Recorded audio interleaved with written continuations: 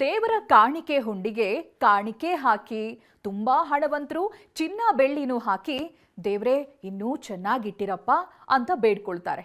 ಆದ್ರೆ ಇಲ್ಲೊಬ್ರು ದೇವ್ರಿಗೆ ಕೊಲ್ಲೋದಕ್ಕೆ ಸುಪಾರಿ ಕೊಟ್ಟು ಸೀಕ್ರೆಟ್ ಆಗಿ ಚೀಟಿ ಬರೆಯೋದಾ? ಹೌದು, ಈ ರೀತಿ ದೇವರಿಗೆ ವಿಚಿತ್ರ ಕೋರಿಕೆ ಇಟ್ಟಿರೋ ಚೀಟಿ ಸಿಕ್ಕಿರೋದು ಕಣದಾಳ ಗ್ರಾಮದ ಶ್ರೀ ಹುಲಿಕಾಂತೇಶ್ವರ ದೇವರ ಸನ್ನಿಧಿಯಲ್ಲಿ.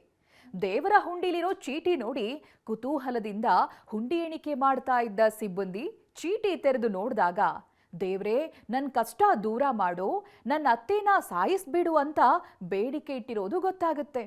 ಅಷ್ಟು ಮಾತ್ರ ಅನ್ಕೋಬೇಡಿ, ಮುಂದಿನ ಜಾತ್ರೆ ಒಳಗೆ ಅತ್ತೆ ಸಾಯಬೇಕು ಅಂತ ದೇವರಿಗೆ ಡೆಡ್ಲೈನ್ ಕೊಡೋದಾ?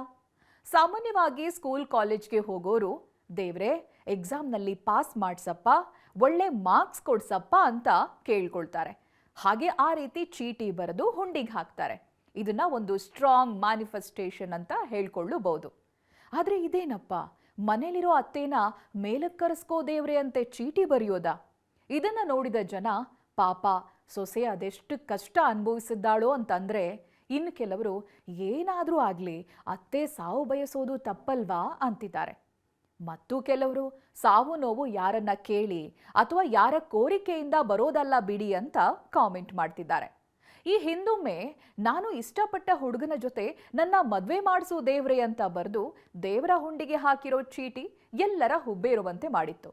ಆದ್ರೀಗ ದೇವರಿಗೆ ಸುಪಾರಿ ಕೊಟ್ಟು ಸೊಸೆ ಬರೆದ ಚೀಟಿ ಸಿಕ್ಕಾಪಟ್ಟೆ ವೈರಲ್ ಆಗ್ತಾ ಇದೆ. ಅದೇನೇ ಇರಲಿ, ಚೀಟಿ ಬರೆದಿರೋ ಸೊಸೆಗೆ ಜೀವನದಲ್ಲಿ ಖುಷಿ ಸಿಗ್ಲಿ, ಅತ್ತೆ ಜೊತೆ ಹೊಂದಿಕೊಂಡು ಜೀವನ ಮಾಡೋ ಥರ ದೇವರು ಆಶೀರ್ವಾದ ಮಾಡಲಿ ಅಂತ ಕೇಳ್ಕೊಳ್ಳೋಣ.